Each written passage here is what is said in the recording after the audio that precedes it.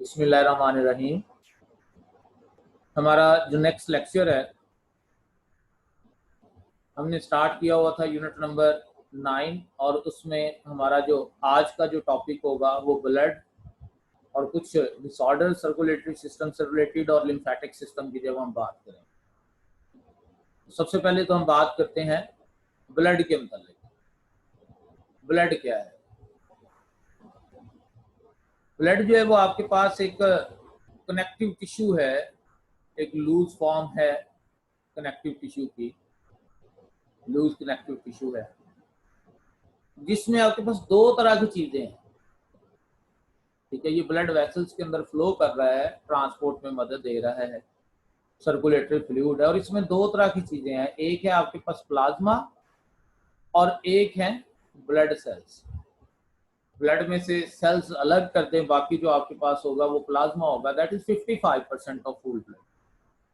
और जो blood cells हैं दोज आर 45%। और ये ब्लड जो है एक नॉर्मल ह्यूमन के अंदर उसके वेट का 1/12 होता है, यानी कि अगर एक का वजन जो है वो 60 किलो है तो उसके अंदर जो है 5 किलो के करीब जब ब्लड हो।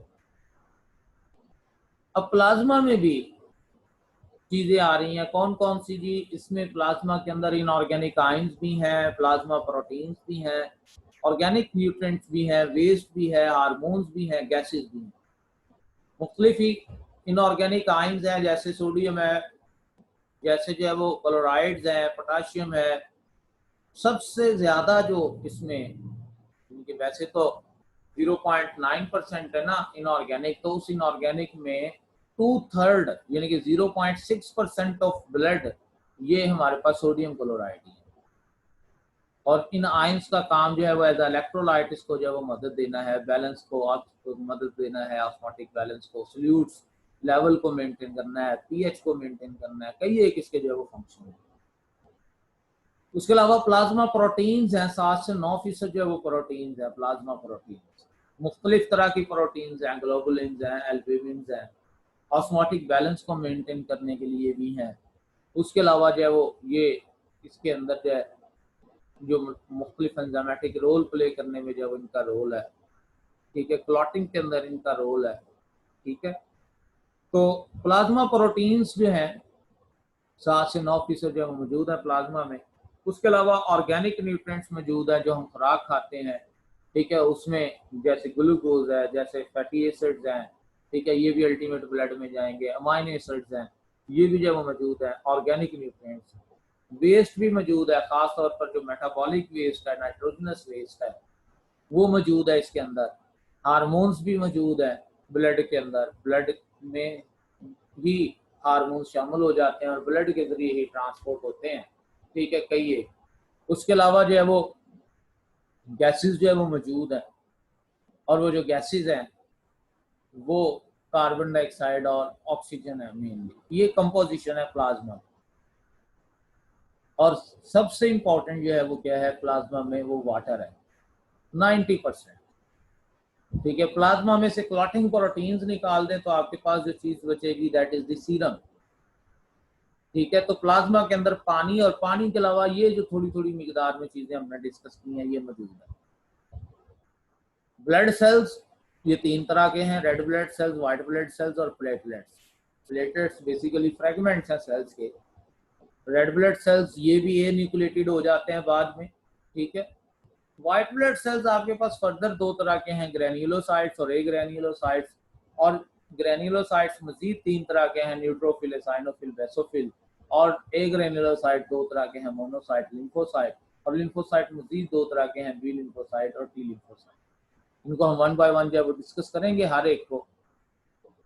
पहले हमने ये प्लाज्मा की बात कर ली। ठीक है, प्लाज्मा में हमने आयंस को देखा कि ज्यादातर जो मेजर जो आयंस मौजूद थे उनमें 2/3 सबसे ज्यादा वो सोडियम क्लोराइड ही थे। Sodium chloride. प्रोटीन्स में ग्लोबुलिन्स थी, इम्यूनोग्लोबुलिन्स थी, प्रोथ्रोम्बिन थी, फिब्रिनोजिन थे। इनका क्लॉटिंग में रोल भी है और कैटालिटिक रोल भी है। ऑर्गेनिक न्यूट्रिएंट्स में ग्लूकोज है, फैट्स हैं, अमाइनो एसिड्स हैं, लैक्टिक एसिड है, नाइट्रोजनस वेस्ट में हमने यूरिक एसिड की बात की। हार्मोन्स जो है वो ऑलमोस्ट तमाम के तमाम जो है, और चंद एक है न्यूरोट्रांसमीटर्स में जो न्यूरोसेक्रेटरी सेल्स थे डायरेक्ट जो है वो वाया विदाउट ब्लड वो दूसरे सेल्स तक जाते हैं। अदरवाइज जितने भी हार्मोन्स हैं वो वाया ब्लड ही जो है वो जा रहे हैं और फिर गैसेस कार्बन डाइऑक्साइड और ऑक्सीजन। दूसरी बात हमने की ब्लड सेल्स की। पहले नंबर पर तो हम बात करते हैं ब्लड सेल्स बनते कैसे हैं। बोन में जो सेल्स हैं हीमोपोएटिक स्टेम सेल, जो बोन मैरो सेल्स है, यही हीमोपोएटिक स्टेम सेल जो है वो ब्लड सेल्स को बनाने का सबब बनते हैं। जैसे हम बात करें, इसी से ही red blood stem cell arise होंगे और वो red blood stem cells red blood को जो वो बनाएंगे। इस प्रोसेस को हम कहेंगे हीमोपोएसिस। हीमोपोएसिस, ठीक है। और रेड ब्लड सेल्स बनने के लिए कि यहाँ पर हार्मोन की जरूरत है, एरिथ्रोपोएटिन हार्मोन। एरिथ्रोपोएटिन हार्मोन जो कि किडनी से बनेगा, ठीक है। और रेड ब्लड सेल्स के बनने के अमल को कहते हैं एरिथ्रोपोएसिस। एरिथ्रोपोएसिस। और रेड ब्लड सेल बनने के लिए जो एक प्रोटीन रिक्वायर्ड है, दैट इज दी एरिथ्रोपोटीन, ठीक है। तो ये हमारे पास जो है वो एरिथ्रोपोएसिस एक प्रोसेस के जरिए रेड ब्लड सेल्स बन रहे होंगे रेड ब्लड स्टेम सेल से। और red blood stem cell arise हुए हैं बेसिक हीमोपोएटिक स्टेम सेल्स। इस तरह से हीमोपोएटिक स्टेम सेल जो है ये दो तरह के सेल्स और बना रहा है, that is the lymphoid stem cells in bone marrow and lymphoid stem cells in thymus. जो थाइमस ग्लैंड के अंदर लिम्फाइड स्टेम सेल हैं, they will rise to T lymphocyte. और जो बोन मैरो में लिम्फाइड स्टेम सेल हैं, they will rise to B lymphocytes. और ये बी लिम्फोसाइट्स जो हैं ये प्लाज्मा सेल्स बनाएंगे और प्लाज्मा सेल्स जो हैं वो एंटीबॉडीज बनाएंगे। दूसरी जानब हीमोपोएटिक स्टेम सेल से ही फैगोसिटिक स्टेम सेल बन रहे हैं। और ये फैगोसिटिक स्टेम सेल जो हैं ये मोनोसाइट्स को जो है वो बना रहे हैं। और मोनोसाइट्स जो हैं ये मैक्रोफेजेस बना रहे हैं जो मुख्तलिफ टिश्यूज में इन्वेड कर रहे हैं। और कुछ दूसरे जो है वो फैगोसाइट्स वगैरह वो भी जो है इसी फैगोसाइट स्टेम सेल से जो है वो बन रहे हैं। तो इसका मतलब है मेन जो आपके पास जो रेड ब्लड सेल्स में बनने का अमल है उस वो मेन चीज आपके पास हीमोपोएटिक स्टेम सेल है, उसी से ही ये राइज होंगे। ये आपके सामने एक टेबल है, आपकी बुक से लिया गया। इस टेबल में हर एक ब्लड सेल, उस सेल के डिस्क्रिप्शन और उसकी जो है वो तादाद और उसका फंक्शन दिया हुआ। जैसे रेड ब्लड सेल है तो रेड ब्लड सेल्स एरिथ्रोसाइट्स इनको हम कह रहे हैं। बाइकंकेव डिस्क शेप है, विदाउट न्यूक्लियस है, अप्रोक्सीमेटली 8 माइक्रोमीटर डायमीटर है। तादाद इसकी तो तकरीबन जो है वो 5 मिलियन के करीब पर मिलीमीटर क्यूब ये मौजूद है, ठीक है। और इसका काम transport of oxygen and carbon dioxide also as well, इसका जो है वो काम उसमें है। व्हाइट ब्लड सेल्स जो हैं जिनको हम ल्यूकोसाइट्स, ल्यूकोवाइट से है, ल्यूकोसाइट्स भी कहते हैं, ये फर्दर 5 किस्मों के हैं, न्यूट्रोफिल, एसाइनोफिल, बेसोफिल, मोनोसाइट और लिम्फोसाइट। और मेजर अगर हम बात करें तो 2 किस्में ग्रैन्युलोसाइट और एक ग्रैन्युलोसाइट बनती है। तो न्यूट्रोफिल ये रेड ब्लड सेल्स के कुछ तकरीबन डबल है साइज में, इनके कुछ तकरीबन 16 माइक्रोमीटर डायमीटर के हैं। व्हाइट ब्लड सेल्स ये तकरीबन 7500 पर मिलीमीटर क्यूब या पर ml जो है वो मौजूद है। और इसमें अगर हम बात करें तो 62% व्हाइट ब्लड सेल्स का वो न्यूट्रोफिल है, 2% व्हाइट ब्लड सेल्स का वो एसाइनोफिल है, लेस देन 1% जो है वो बेसोफिल है, 3% जो है वो मोनोसाइट है और 32% जो है वो लिम्फोसाइट्स। फिर ये हर एक का साइज, ठीक है, जो ट्वाइस इन साइज हैं, जो ग्रैन्युलोसाइट्स हैं वो ट्वाइस इन साइज हैं, और जो ए ग्रैन्युलोसाइट्स हैं वो जो है वो 2 to 3 टाइम लार्जर हैं। उसमें भी जो लिम्फोसाइट्स हैं वो स्लाइटली लार्जर है रेड ब्लड सेल्स, ठीक है। और इनके फंक्शंस क्या है, जो न्यूट्रोफिल है वो फैगोसाइटोसिस के जरिए स्मॉल पार्टिकल्स को खत्म कर रहे हैं। जो एसाइनोफिल है उनके हवाले से अगर हम बात करें तो जो एसाइनोफिल है ये एक्टिवेट होते हैं इन्फ्लेमेशन में, ठीक है। और ख़ास तरह के सब्सटेंसेस जो है वो प्रोड्यूस करते हैं जो पार्टिकल्स के ऊपर जो है वो पैरासाइट्स के ऊपर अटैक करते हैं। जो बेसोफिल हैं इनकी ये अक्सर ये एमसीक्यूज में पूछा जाता है, दैट रिलीज हेपरिन, ठीक है, to prevent the blood clotting, ये क्लॉट को जमने नहीं देता हेपरिन। और हिस्टामिन, जो हिस्टामिन है वो इन्फ्लेमेशन कॉज करता है। जो मोनोसाइट्स हैं उससे मैक्रोफेजेस बनेंगे, मुख्तलिफ टाइप्स के मैक्रोफेजेस होंगे जो मुख्तलिफ टिश्यूज में जाएंगे। और जो लिम्फोसाइट्स हैं, ठीक है, उनका काम जो है वो टी लिम्फोसाइट्स और बी लिम्फोसाइट्स दोनों का ही इम्यूनिटी डेवलप करना है, इम्यून रेस्पॉन्स बनाना है, खास तरह का बी लिम्फोसाइट का एंटीबॉडीज प्रोड्यूस करते हुए। जो प्लेटलेट्स हैं ये फ्रेगमेंट्स हैं थ्रोम्बोसाइट्स के, और इन फ्रेगमेंट्स के हवाले से बात करें तो ये हमारे पास जो है वो मेगा कैरियोसाइट्स, ठीक है, उनसे ये अलग होके जो है वो बने हुए हैं, फ्रेगमेंट्स हैं उसके, तो तकरीबन 2,50,000 पर मिलीमीटर की ये मौजूद है, और इनका काम ब्लड क्लॉटिंग करवाना है। तो ये टेबल आपने अच्छी तरह से जो है वो तैयार कर लेना है। इस टेबल के अंदर ये सारी जो वैल्यूज हैं ये बहुत इंपॉर्टेंट हैं। कुछ और जो चीजें हैं याद रखने वाली, मेल की निस्बत फीमेल अमाउंट जो रेड ब्लड सेल्स की वो कम होगी। जब रेड ब्लड सेल बनते हैं तो न्यूक्लियस है बाद में लॉस हो जाता है। साइटोप्लाज्म का 95% हीमोग्लोबिन से भरा हुआ है, बाकी जो प्रोटीन, साल्ट्स, एंजाइम वगैरह नेवर डिवाइड, ठीक है, just recycle. Bone marrow of short bone में ये बनते हैं, ठीक है। एम्ब्रियोनिक लाइफ में ये लिवर और स्प्लीन से बनते हैं, और इनका जो लाइफ साइकिल है दैट इज अबाउट 120 डेज। जो व्हाइट ब्लड सेल्स हैं उनके वाले से अगर हम बात करें तो जो व्हाइट ब्लड सेल्स हैं वो आपके पास कलरलेस है, ठीक है, 7,000 से 8,000 पर क्यूबिक मिलीमीटर जो है वो मौजूद है। और उसकी 3 टाइप्स हमने जो ये डिस्कस कर ली हुई थी, ठीक है। 3 इसमें 5 टाइप टोटल हैं, वैसे 2 मेजर हैं, ग्रेन्युलोसाइट और ए ग्रेन्युलोसाइट, और 3 ए ग्रेन्युलोसाइट की और 2 ए ग्रेन्युलोसाइट की हमने डिस्कस कर ली। ये भी वही पॉइंट्स जो हमने डिस्कस कर लिए कि न्यूट्रोफिल क्या कर रहे हैं, साइनोफिल क्या कर रहे हैं, बेसोफिल क्या कर रहे हैं, ये हम डिटेल से जो है वो डिस्कस कर चुके होंगे, सेम मोनोसाइट और लिम्फोसाइट को।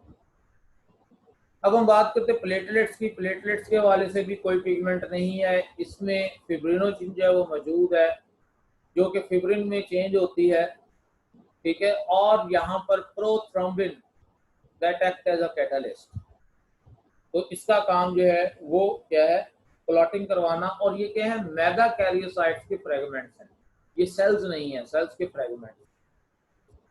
अब हमने ये सेल्स की बात भी कर ली, प्लाज्मा की बात भी कर ली, इसको कलेक्टिवली मिला के अब हम देखते हैं कि ब्लड के फंक्शंस क्या हैं, ठीक है। तो ब्लड प्ले इंपॉर्टेंट रोल,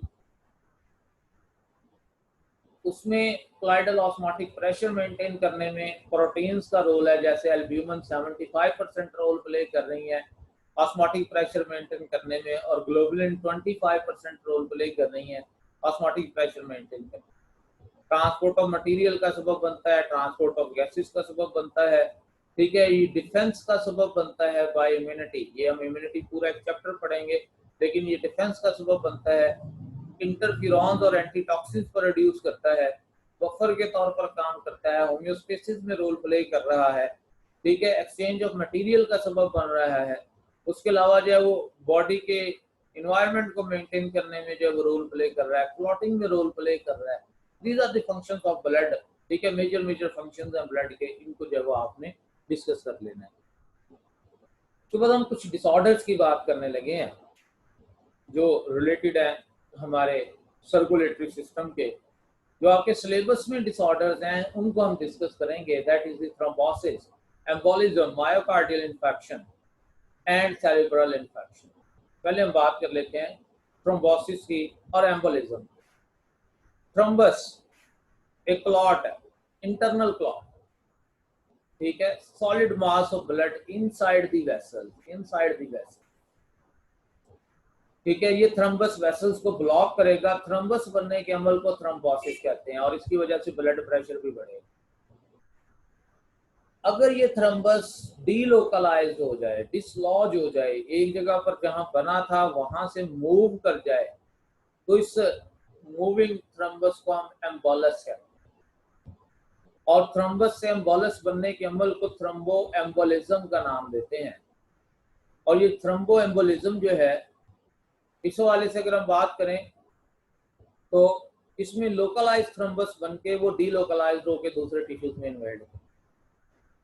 ठीक है, थ्रम्बस क्यों बनता है? ये बेसिकली ब्लड वेसल्स की इनर लाइनिंग के ऊपर किसी इरिटेशन या इंफेक्शन की वजह से है, या ब्लड रेट फ्लो जो है वो उसके रिड्यूस हो जाने की वजह से है, या निमोनिया या ट्यूबरकुलोसिस या एम्फिसीमा की वजह से है, जहां पर अंदर ब्लड वेसल्स की रप्चरिंग हुई की होगी उस वजह से है, किसी एक्सीडेंट की वजह से भी हो सकता है। ठीक है, तो ये थ्रम्बस बनने के अमल को थ्रोम्बोसिस और एम्बोलिस बनने के अमल को एम्बोलिज्म कहते हैं। इसका नुकसान यही है कि ब्लड प्रेशर इंक्रीज करने का सबब बन सकता है, ब्लॉकेज का सबब बन सकता है।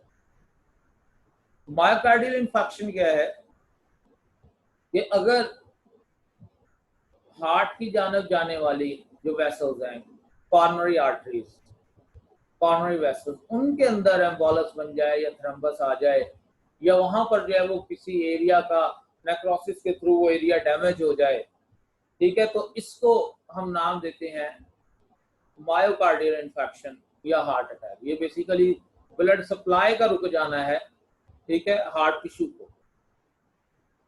हार्ट अटैक जो है वो इसमें जब क्या होगा कि ब्लड सप्लाई रुक जाएगी तो ऑक्सीजन जब नहीं मिल सकेगी, कॉन्ट्रैक्शन प्रॉपर नहीं हो सकेगी, ठीक है, तो एरिथमियासिस, एरिथमियास कंडीशन आ जाएगी, रिदम्स नहीं रहेंगे बीट के अंदर, ये जो है वो इसमें मेन। मायोकार्डियल इन्फेक्शन से बचने के लिए जरूरी है कि कोलेस्ट्रॉल से बचा जाए, ब्लड प्रेशर को लो रखा जाए, बॉडी वेट कम रहे, प्रॉपर एक्सरसाइज की जाए और स्मोकिंग नहीं की जाए।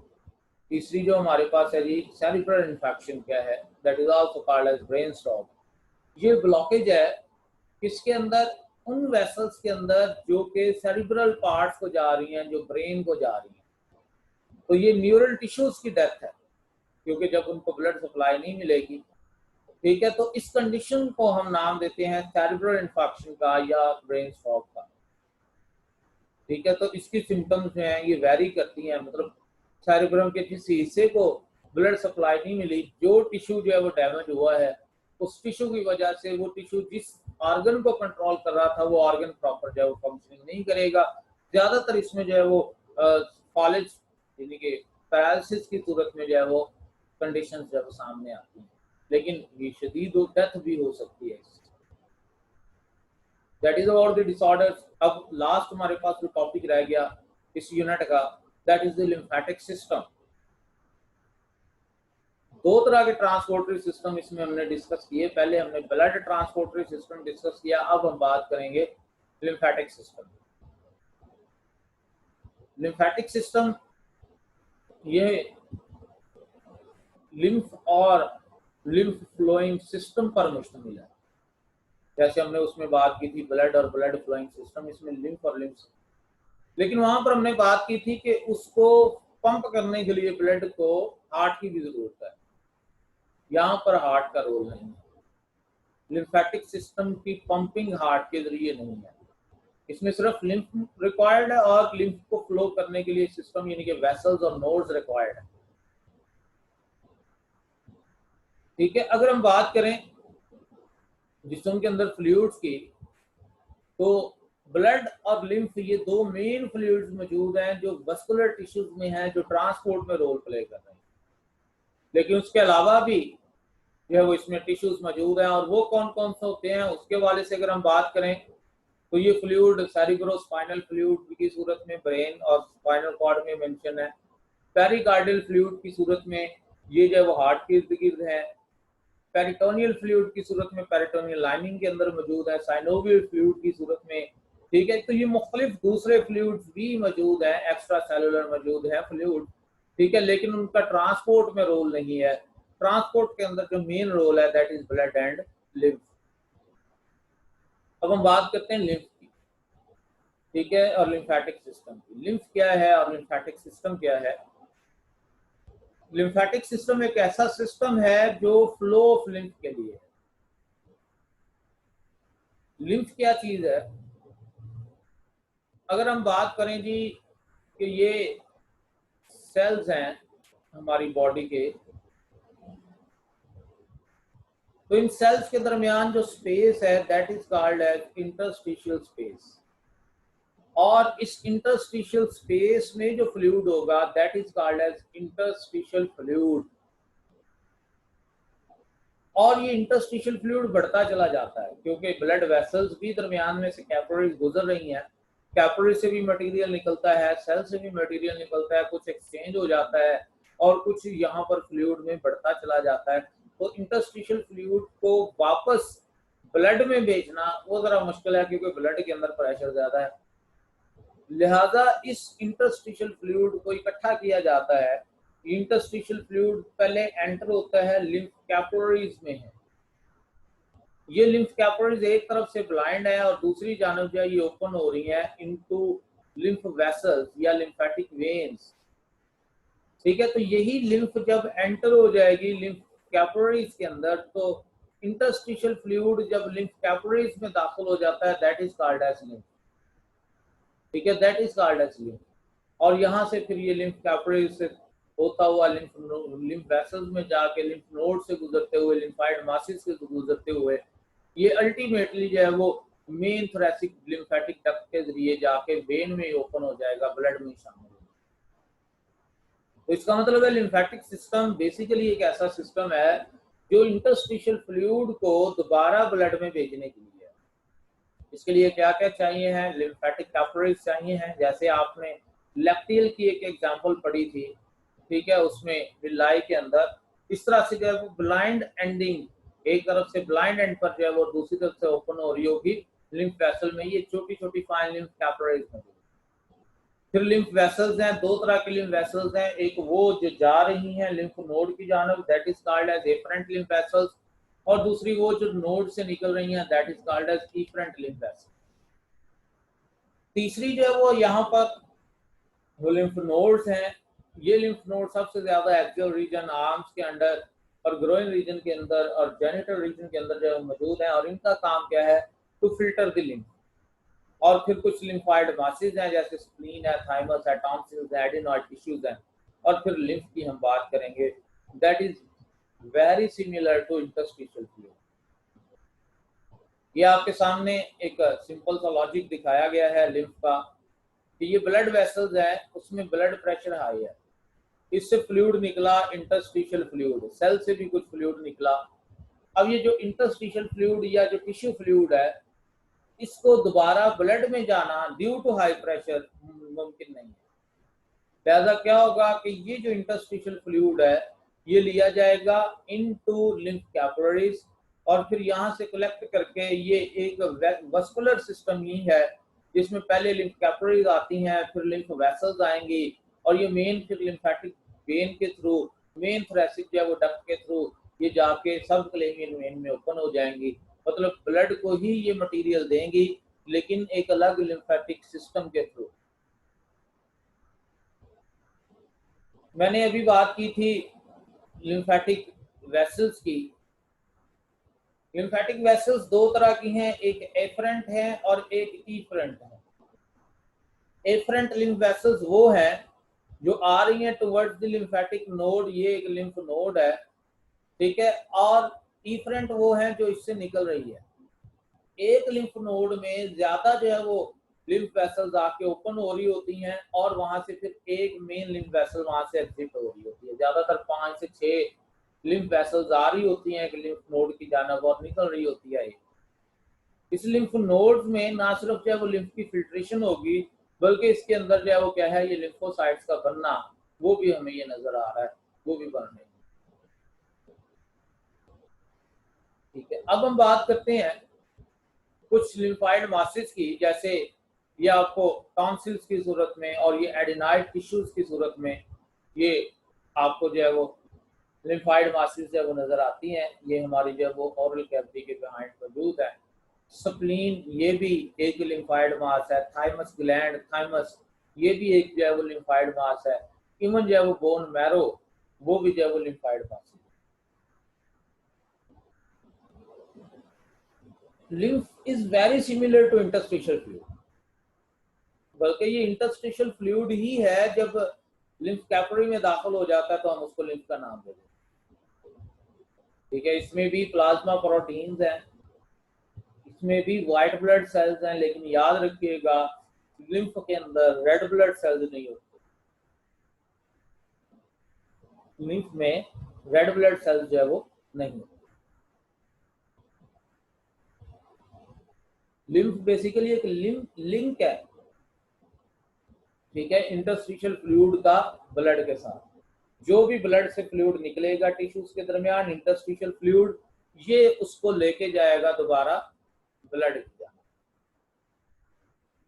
अगर हम बात करें लिम्फ वेसल्स की, तो लिम्फ वेसल्स के अंदर ये वॉल्स मौजूद है, सेमिलिनल वॉल्स, और ये बैक फ्लो को प्रिवेंट करते हैं, ये सिर्फ वन डायरेक्शनल फ्लो करते हैं। ठीक है, there is no pumping organ for the lymph. ठीक है, जो स्केलेटल मसल की एक्टिविटी है, जो हमारे इंटरनल विसरल ऑर्गन्स की जो मूवमेंट है, जैसे यूरिनरी ब्लैडर के, स्टमक के, या जो ब्रीदिंग मूवमेंट्स हैं, इसकी वजह से फ्लो बनता है लिम्फ वेसल्स के अंदर, और इस फ्लो को थोड़ा मेंटेन रखते हैं ये वॉल्व्स, और वन डायरेक्शनल फ्लो रहता है। और इसकी डायरेक्शन क्या है, that is from interstitial fluid या इंटरस्टिशियल स्पेस टू सबक्लेवियन में। तो हम इसकी डायरेक्शन को भी जब डिस्कस कर लेते हैं, ये इसकी डायरेक्शन है। सबसे पहले जो लिम्फ है,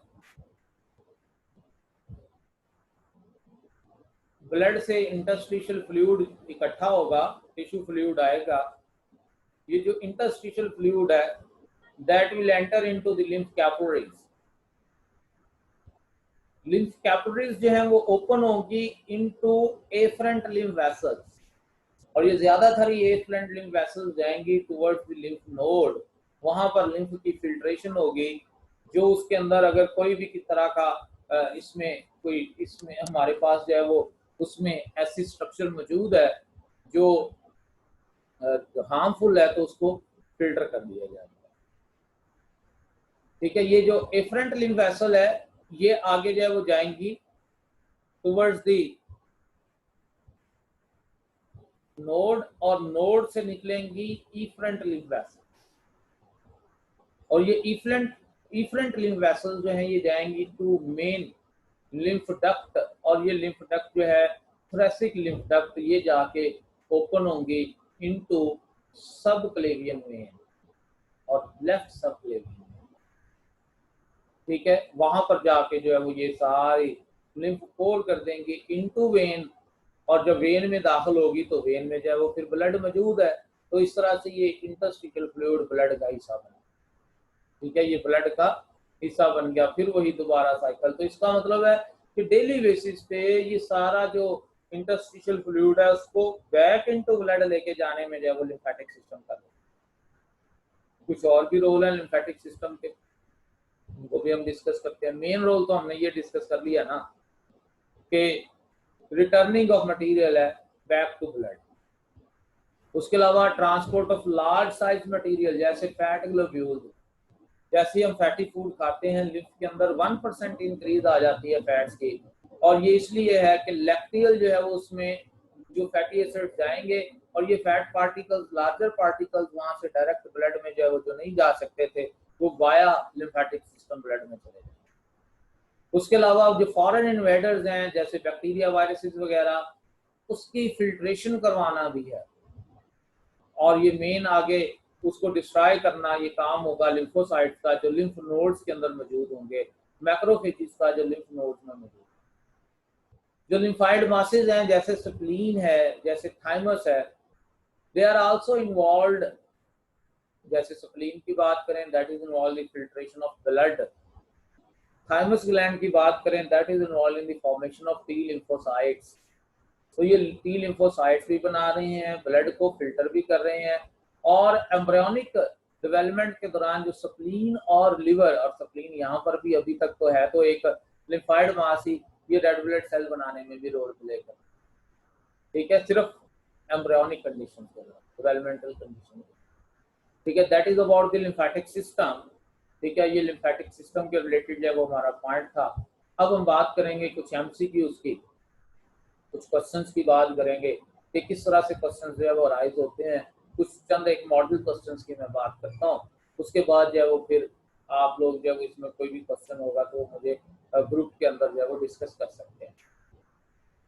पहला क्वेश्चन है जी, लेफ्ट वेंट्रिकल कॉन्ट्रैक्ट, ठीक है, लेफ्ट वेंट्रिकल कॉन्ट्रैक्ट किया है तो ब्लड किधर जाएगा, तमाम बॉडी पार्ट्स की जानब जाएगा, स्वाय किस चीज से, तो लेफ्ट वेंट्रिकल का लंग्स के साथ कोई है, वो right ventricle, so answer is the lungs.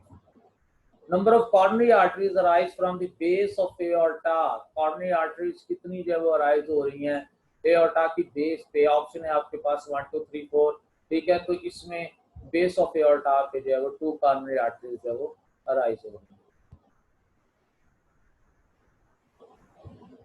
Which of the following vein does not empty into inferior vena cava, ठीक है, इंफीरियर वेना केवा में कौन सी वेन एम्प्टी नहीं होती,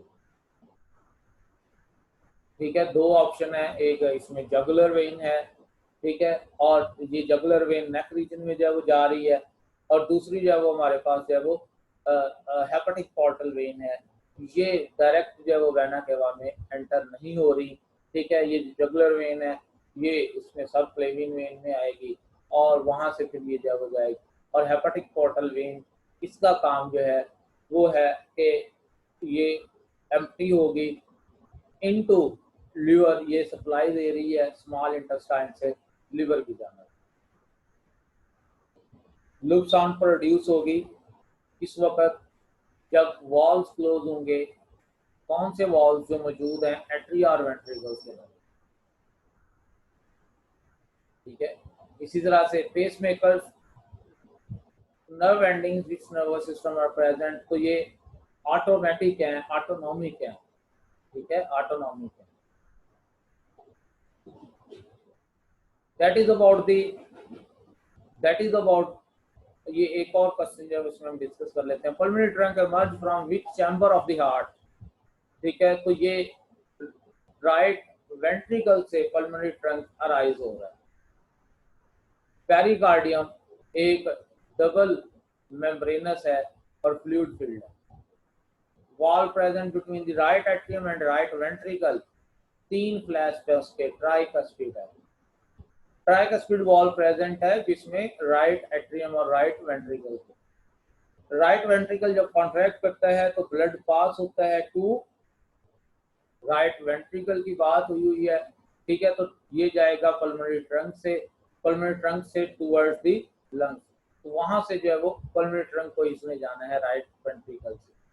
lymphatic vessels of the body empty lymph blood into blood stream at, तो ये सब क्लेवियन when के लेवल पे जो है वो जाके हो रहा है। Right atrium is separated from right ventricle through tricuspid. ये इसके रिलेटेड पॉइंट्स थे, इसको जब आप ध्यान से सुनिएगा और कोई भी क्वेश्चन जो होगा वो आप वो ग्रुप में शेयर कर सकते हैं, आप मुझे व्हाट्सएप पे वो पूछ सकते हैं।